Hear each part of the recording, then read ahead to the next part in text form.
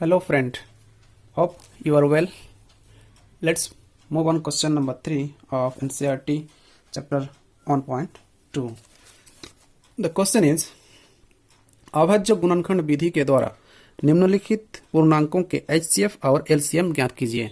यह बहुत ही easy question है। चलिए हम लोग इसको सॉल्व करते हैं। ओके, क्वेश्चन क्या है?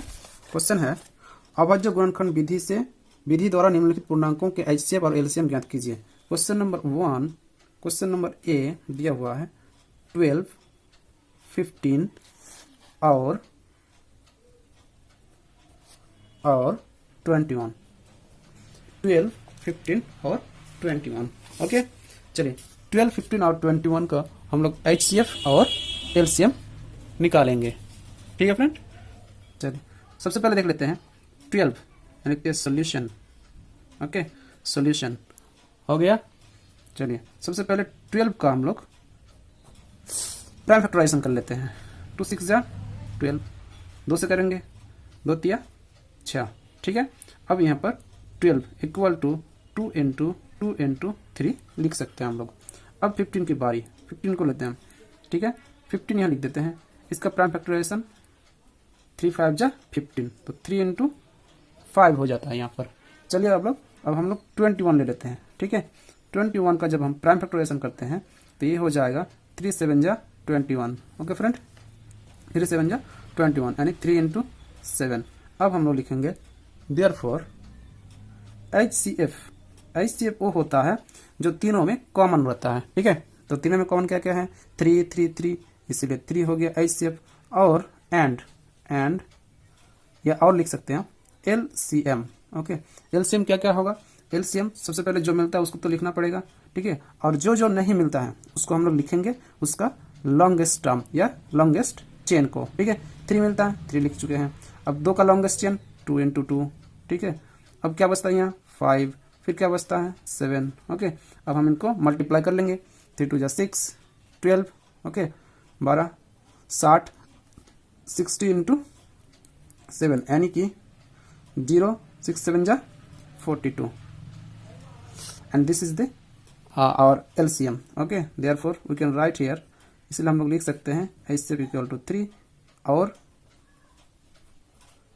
LCM इक्वल टू 420 और दिस इज द आंसर।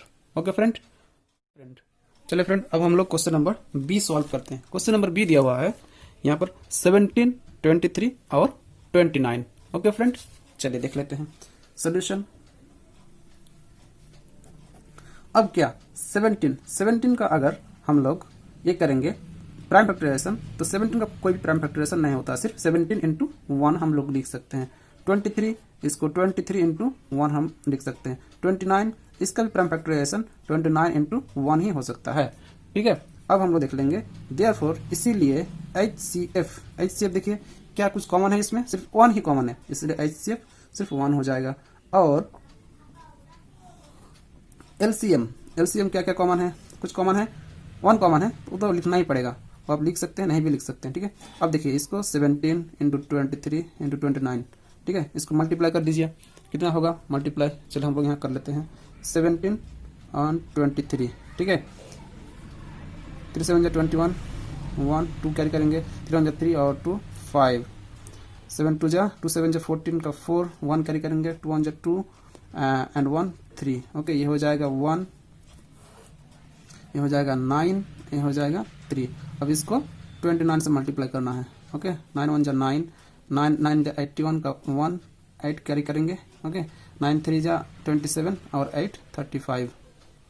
चलिए अब 2 1 जा 2, 9 2 जा 18, 18 का 8, 1 कैरी करेंगे, 3 2 जा 6 और 1 7। ओके, अब इसको ऐड कर देते हैं, ये हो जाएगा 9 3 8 5, 8 प्लस 3 13, 13 का 3, 1 कैरी करेंगे और 10 यहाँ हो जाएगा 11। इसका मतलब है 1 1 3 3 9। ओके, 1 1 3 3 9।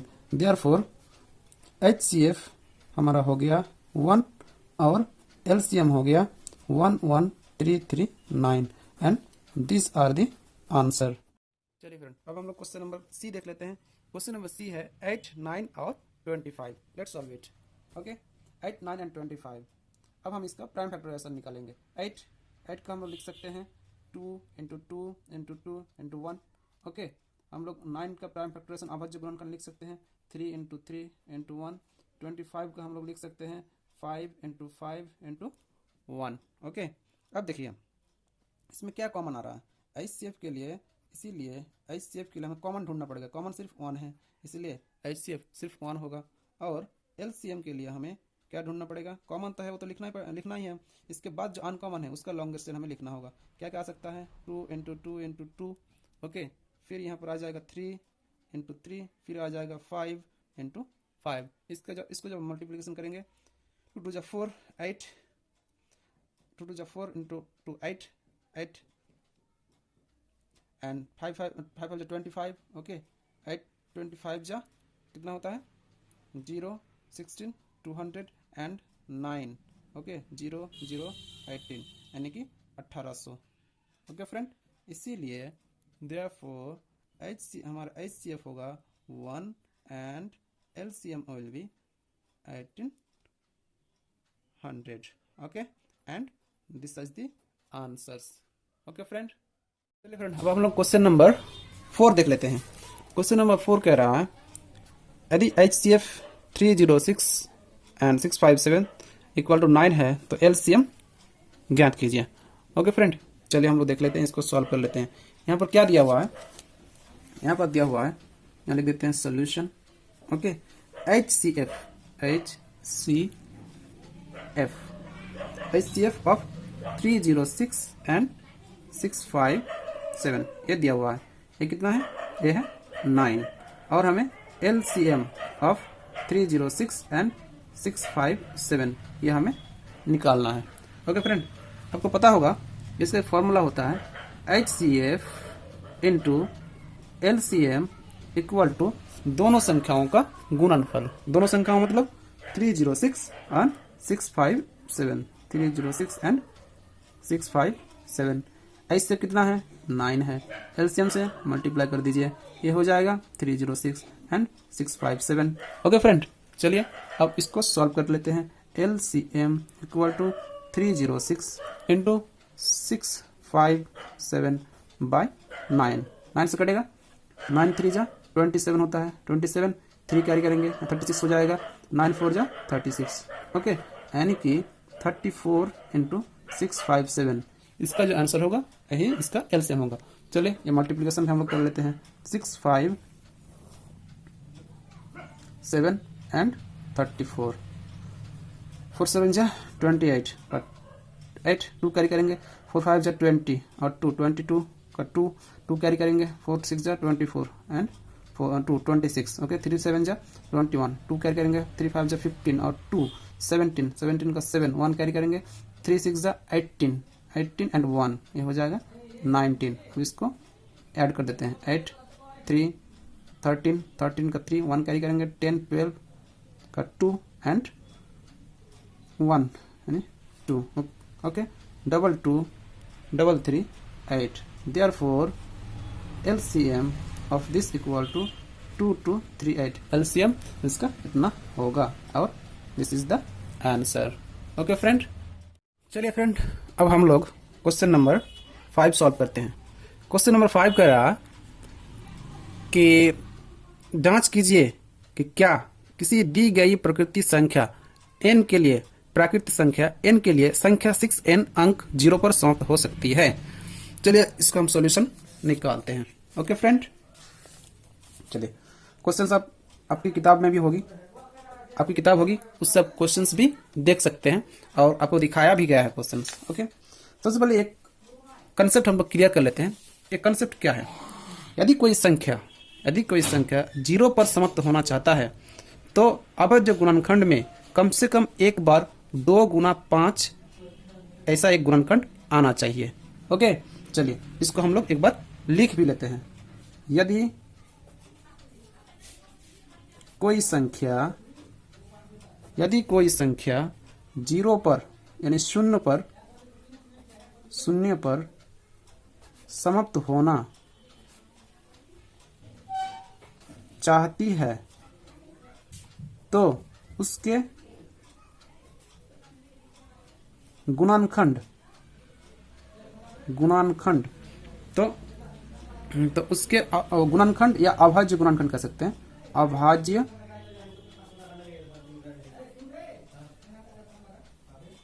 गुणनखंड यानी अभाज्य गुणनखंड में, अभाज्य गुणनखंड में कम से कम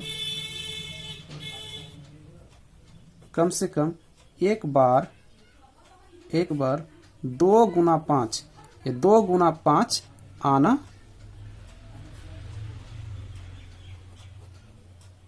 जरूरी है।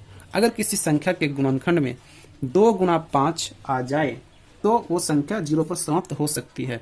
लेकिन यहाँ पर हमें दिया हुआ है 6n। चलिए 6 का हम लोग गुणनखंड करते हैं, अभाज्य गुणनखंड। तो क्या होगा 2 × 3, 2 × 6 यानी 6 = 2 × 3 हो रहा है। ठीक है, तो यहाँ पर देखिए 2 तो है लेकिन ये 5 नहीं है, अतः यह नंबर क्या होगा 0 पर समाप्त नहीं हो सकता है। तो हम लोग लिखेंगे यहाँ पर 6, इसीलिए संख्या 6 का अभाज्य गुणनखंड करने पर हमें 2 और 3 मिलता है,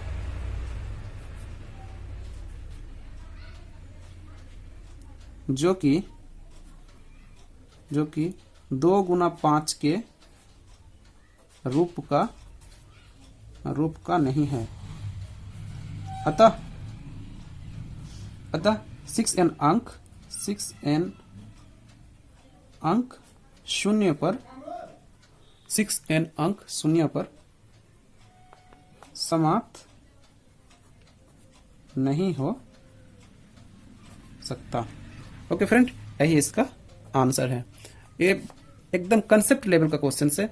हमेशा कंसेप्ट क्लियर रखिए कि किसी भी संख्या को अगर 0 पर समाप्त होना चाहती है वो संख्या, तो उसके गुणनखंड में 2 गुना 5 आना जरूरी है। लेकिन ये 2 है, 5 नहीं है, सो ये नंबर 0 पर समाप्त नहीं हो सकता। ओके फ्रेंड, चलिए अब हम लोग क्वेश्चन नंबर 6 सॉल्व करते हैं। क्वेश्चन नंबर 6 कह रहा, व्याख्या कीजिए कि ये और ये, दिस एंड दिस अभाज्य संख्याएं क्यों हैं। अब हमें इस क्वेश्चन को सॉल्व करने के लिए 2 बातें जाननी बहुत ही जरूरी है। सबसे पहली बात है कि भाज्य संख्या और अभाज्य संख्या। ठीक है, इसका कंसेप्ट हमें क्लियर करना चाहिए। आपको पता है भाज्य संख्या और अभाज्य संख्या क्या है, लेकिन आप इसको एक्सप्रेस नहीं कर पाते हैं। आप जानते हैं 3, 5, 7 ये सब अभाज्य संख्या हैं। इसके बाद 6, 10, 12 ये सब भाज्य संख्याएं हैं। ठीक है, अब इसमें फर्क क्या है। किसी भी अभाज्य संख्या को जब हम लेते हैं तो उसका 2 ही गुणनखंड हो सकता है। जैसे 3, इसको हम 3 × 1 ही लिख सकते हैं और किसी दूसरे रूप में हम लोग इसे नहीं लिख सकते हैं। 7 को 7 × 1 के रूप में ही लिख सकते हैं। इसका मतलब है इसका 2 से ज्यादा गुणनखंड नहीं हो सकता। लेकिन हम भाज्य संख्या की ओर जब जाते हैं तो इसको हम लोग कैसे लिख सकते हैं, 2 × 6 गुना 1। ठीक है, इसका मतलब है इसमें 2 से ज्यादा गुणनखंड मिलता है। ठीक है, 12 यानी 12, इसको भी अगर लेंगे तो इसको हो जाएगा 2 × 2 × 3 × 1। इसमें भी 2 से ज्यादा क्या है मतलब कि गुणनखंड मिलता है। तो हमें यहां से क्या पता चलता है कि अगर किसी संख्या को 2 से ज्यादा गुणनखंडों में लिखा जा सकता है तो वो संख्या भाज्य होगा, और अगर 2 से ज्यादा 2 ही गुणनखंड में लिख सकते हैं तो वो अभाज्य संख्या होगा। चलिए इसको हम लिख लेते हैं यहाँ पर। जब कोई संख्या 2 से ज्यादा गुणनखंडों 2 से ज्यादा गुणनखंडों के रूप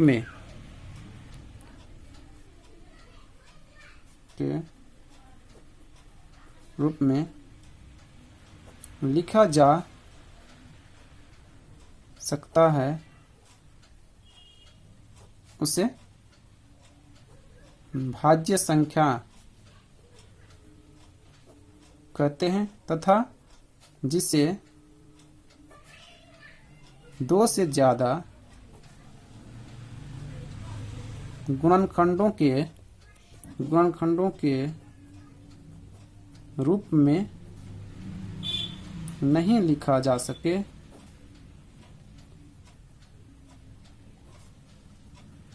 उसे अभाज्य संख्या कहते हैं।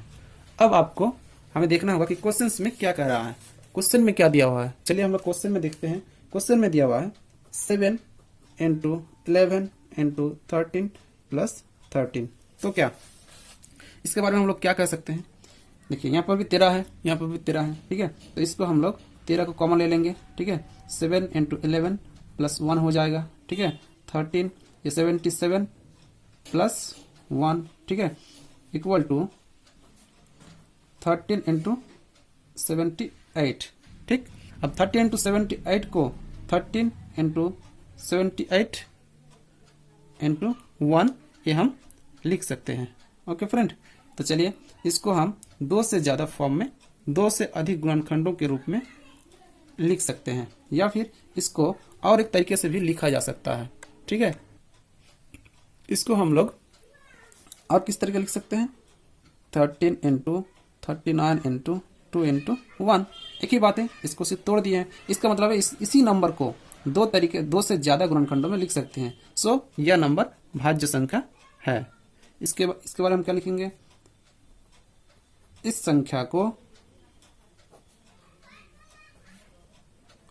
दो से अधिक गुणनखंडों के रूप में लिख सकते हैं, अतः यह भाज्य है। देख लेते हैं। चलिए दूसरा नंबर क्या दिया हुआ है। दूसरा नंबर है 7 into 6 into 5 into 4 into 3 into 2 into 1 plus 5। चलिए अब इसके बारे में हम लोग थोड़ा सा देख लेते हैं। इसमें क्या कॉमन है, 5 कॉमन है। चलिए 5 को कॉमन ले लेते हैं। अब क्या क्या क्या बचेगा, 7 into 6 into 4 into 3 into 2 plus 1। हाँ, अब इसमें देखिए 5 यहाँ रख दीजिए, ठीक है। 42, ठीक है, 42 42 इंटू ये हो जाएगा 24 प्लस 1। जब आप 42 इंटू 24 को मल्टीप्लाई करेंगे, ओके, तो ये बन जाएगा 1008 प्लस 1, ठीक है। तो अब हम इसको कैसे लिख सकते हैं, 1009 गुना 1, इसको ऐसे लिख सकते हैं। अतः इसमें क्या हो गया कि ये दो से ज्यादा फॉर्म में लिख सकते हैं, दो से ज्यादा फॉर्म लिख सकते हैं। इसीलिए यह भी क्या होगा, भाज्य संख्या होगा। इसलिए हमको यहाँ लिखना पड़ेगा हमें, दो से अधिक गुणनखंड रूप होने के कारण यह संख्या भाज्य है। दो से अधिक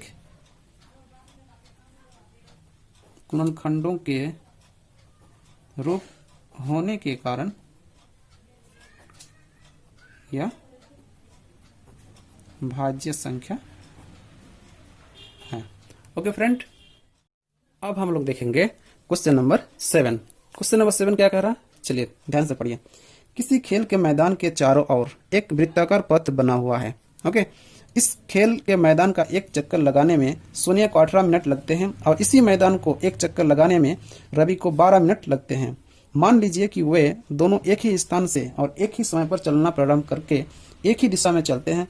कितने समय बाद वे पुनः प्रारंभिक स्थान पर मिलेंगे, प्रारंभिक स्थान पर। ओके, देखिए इसको हम लोग इस तरह सॉल्व करते हैं, बस एक डायग्राम बनाते हैं, ठीक है, थोड़ा सा समझने के लिए। ये कोई फील्ड है, ठीक है, जिसमें दो व्यक्ति यानी कि दो पर्सन से, एक का नाम क्या है, एक का नाम सोनिया, ओके, और एक है रवि। दोनों एक ही जगह से चलना प्रारंभ करते हैं। ये सोनिया, ठीक है,